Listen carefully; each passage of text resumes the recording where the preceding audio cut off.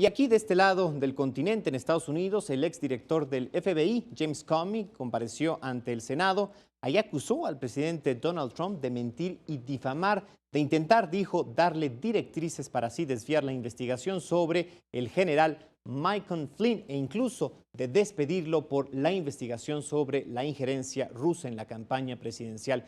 Informó además que documentó cada uno de los encuentros a solas con el presidente porque temía, dijo, que después este mintiera sobre el contenido de sus conversaciones.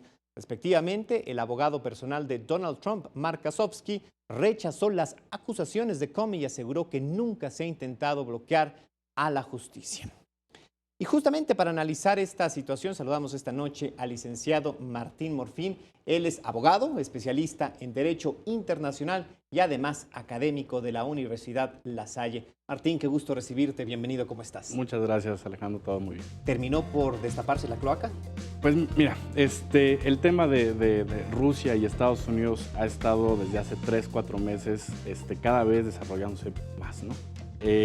Desde que quitaron al ahora exdirector Comey, ahí fue yo creo el momento en que se destapó la cloaca. Poco después viene el despido de Michael Flynn, entonces asesor de seguridad nacional de Trump, porque pues, tuvo unas negociaciones con Sergei Karisliev, embajador de Rusia, para disminuir las deudas de Estados Unidos justo después de la elección. Digo, fueron unas cosas muy, muy turbias, ¿no? Pasaron cosas muy, muy extrañas.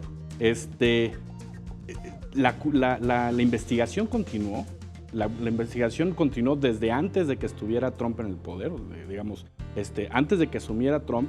Ya estaba Comey. Últimas cosas que dejó también Obama esta investigación y una especie de línea a trazar para ver qué había pasado, ¿no? Exactamente. Sí, no, fue una investigación que ya lleva mucho tiempo, de toda la campaña de Trump. Y ahorita estamos viendo un desenlace nuevo que es justamente la declaración de este señor, de este exdirector del FBI, ante el poder legislativo americano. ¿Qué queda justamente como mensaje para los legisladores, particularmente pensando que ellos son los responsables de articular, de iniciar o no un juicio político, un impeachment, como lo llaman ellos? Sí. Pues mira, la posibilidad ahí está, ¿no? Y cada vez se acerca más. Los escándalos de Trump no es nada nuevo. Desde toda la campaña ha tenido escándalos. Ahorita viene un escándalo, pero ese ya no es un escándalo, ya es un delito, ¿no? Ya sería un delito, y cometer un delito como presidente de los Estados Unidos de esa magnitud podría costarle la presidencia. Sí podría. Ahora, ¿sería justamente ahora, Manuel, o habríamos de esperar el año que entra cuando se realicen las elecciones pendientes y que los demócratas también aseguren por lo menos no perder tanto como si ocurriera de manera adelantada? En cualquiera de los casos, aunque le hicieran un juicio político a Trump, de todos modos queda el vicepresidente Pence, que es republicano, y es republicano de hueso colorado, con total confianza del Partido Republicano. Quedan todos los demás miembros del gabinete que son republicanos. Digamos, el poder republicano va a seguir en la Casa Blanca, ese es un hecho. La figura de Donald Trump, esa tal vez ya no. Esa tal vez pueda existir un juicio político en contra de Donald Trump. ¿Lo ves renunciando antes para no manchar más su nombre? No tiene vergüenza, señor. Si no renunció a los ataques, a las demandas que las denuncias que les presentaron por asalto sexual, como llaman ellos. El acoso, pero sí. Acoso sexual. El sexual assault, ajá.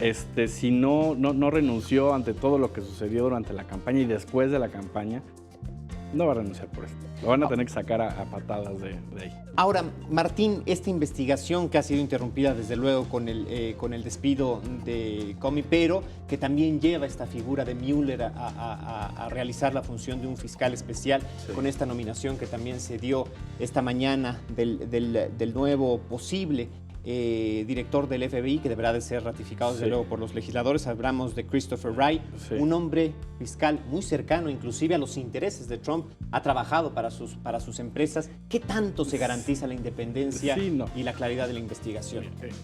Hasta el momento no se ha escuchado un comentario negativo de este señor, de Christopher Wray.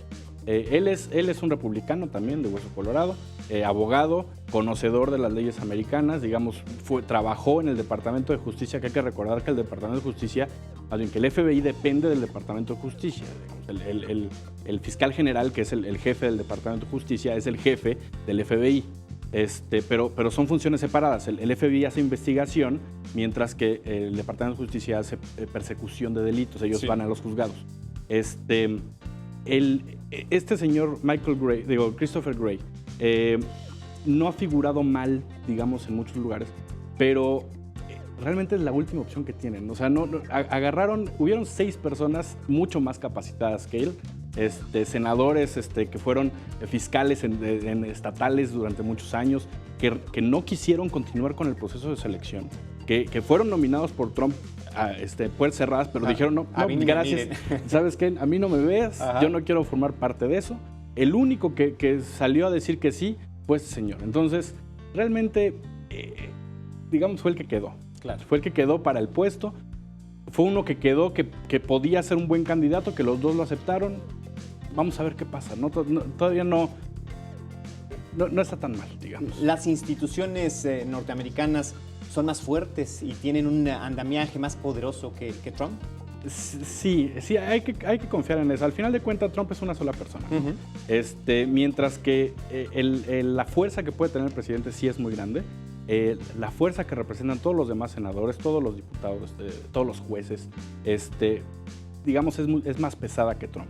Ellos funcionan con un sistema de balance del poder, donde las cuentas que se exigen uno a otro pueden causar que Trump, por ejemplo, pueda perder su puesto.